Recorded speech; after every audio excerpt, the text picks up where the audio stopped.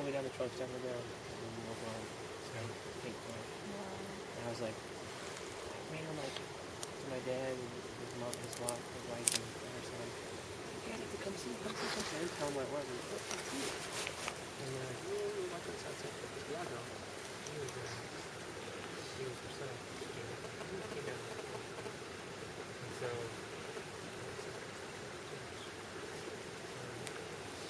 This is like a fire keeper. Have you heard of the fire keeper in Native Americans? Yeah, you got it this way. Yeah. Holds the space for the... So I brought him down there. And I said, do you see anything interesting here? And he walked and he looked around, he's like, yeah, the trees are glowing. He's totally saw it. I didn't even tell him. He totally saw it. I was like, sweet, I'm not hallucinating or something. This is really happening. This is very, very cool. That's amazing. Yeah. Man, I totally get... I'm like deja vuing with Alexis being the fire keeper over here. Like somehow... it was like long time ago, Indian time, like Aztecs, olds. We could talk in Lakota if you want. Yeah, like even before that. Watch it, though. Almost like another reincarnation thousands of years ago. Maybe thousands of years from now. Yeah. So have y'all heard about Planet Nibiru? Oh, yeah. Who has not heard about Nibiru? Have you heard about Planet I've X? yeah. Or have you heard about Planet Wormwood? No. Okay. Nibiru is the name they call it in ancient Sumerian.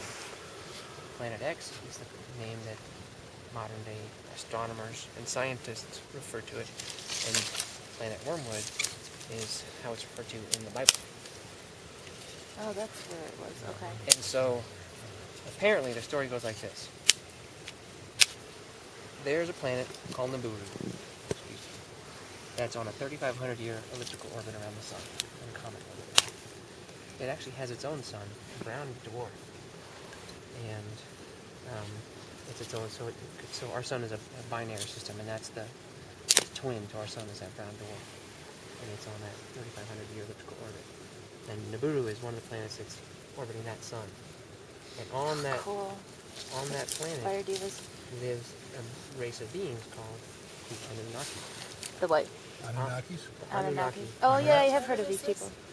Huh? Yep. Annaki, right? Anunnaki, yeah, and you'll hear in that terms, It's a that spiritual name term. comes from hieroglyphics, Egyptian and Sumerian hieroglyphics on the Anunnaki.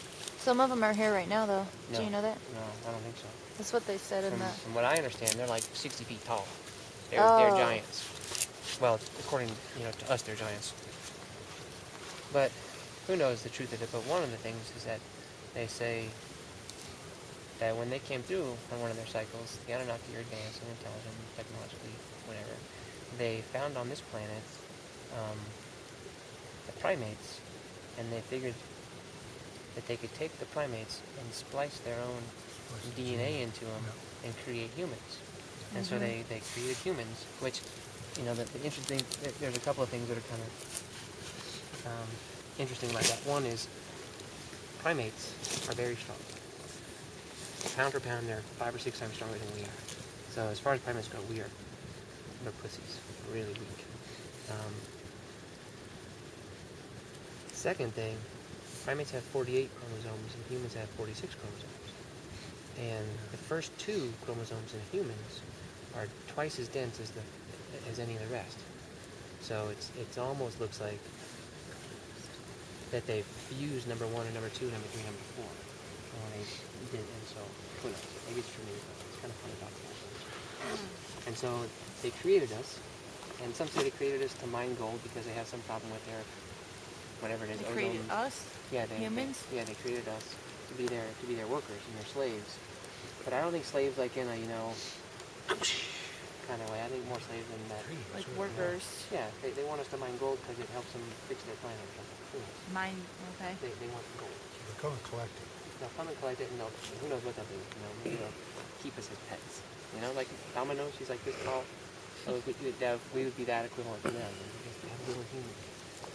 They're good people? Apparently, the Sumerians worshipped him. And in ancient Sumeria, there were 12 Anunnaki that stayed behind when the when the planet went away, and they're very long lived, and those Anunnaki became gods. And in biblical writings, in the Bible, a lot of the stories in the Bible come out of ancient Sumeria. And so when the Bible was rewritten, they switched it from a polytheism, that the Anunnaki had, or the Sumerians had 12 gods, which were the 12 Anunnaki that left behind. And then in the Bible they changed it to one god, a monotheist. So, as that goes, apparently some archaeologists have unearthed some skeletons of giants in India area, something like that. Look it up on YouTube, you'll find, like, there's this archaeologist guy, kind of short, round, big beard, and he's standing next to a femur bone, and it goes from the ground to like his chest, in this bone, and so they have it in like a drawing of how big that person would be, and it's like a 40-foot, 50-foot tall person. And there's other images of. Like humans do? Well, they found a whole skeleton, and there's one skeleton, there's one feature, or there's one where there's a guy excavating down in a hole, and he's squatting like this.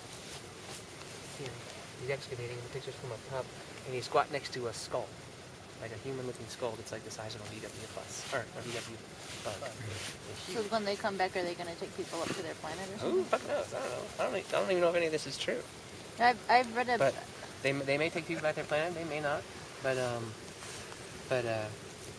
like in Sumeria, there's a pictograph, or petroglyph, or whatever you want to call it, and it's a scene of their god giving them the gift of the plow, giving them modern agriculture. And in that, there he is sitting on the stone, giving them not a plow, maybe, yeah, it is a plow. And in the background, there's a little pattern, which is the solar system. There's the sun, the 9 planets in their exact orbits, and they're the same sizes, and then there's this other planet, Naboo, and its orbit and its size. And this is, an 8,000, 7,000-year-old scratching on the wall. And they had the planets with their correct orbit and correct size. That's about right. The place that was meeting with the Egyptians who were very, very tall. Well, that's another thing. Like in Egyptian, they had Nefertiti, and the drawings of Nefertiti, she's like 17 feet tall, and she's got big legs and a funny-looking head. And the Egyptologists like to say, oh, it's because she had a pituitary disorder or something like that. But when you look around the world, and you go like down to Oaxaca, Mexico, where you have the earliest fossilized record of a civilization of government. The skulls they found there, the people would bind the skulls to give them these long, alien, what we call alien-mouthed skulls, and it's because, what I think, they were praying to their gods. I mean, if you ever go hang out in Monte Alban, yeah, but that's what Nefertiti looked like. Right. She looked exactly like that. And it's not because she had a pituitary disorder, it's because she was an alien being. And she was down here that too, on a goodwill thing. She was teaching Right. people, respect the sun, pay attention to the cycles. This is how this Right. planet works. You want to grow food, the sun comes like this. Here are your cycles. She was teaching them how to live in tune with this planet. And so perhaps she was an Anunnaki as well. I don't know. Who knows? And if there's any kind of politics on Nibiru, there must be good Anunnaki and bad Anunnaki. The way it always is, good and bad. And so maybe some of them want to. Is there always good and bad? I think there is. in this reality.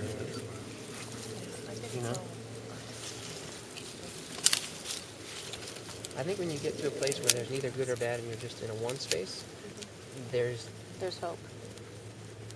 But I think that the hope that people think is that that's going to be a good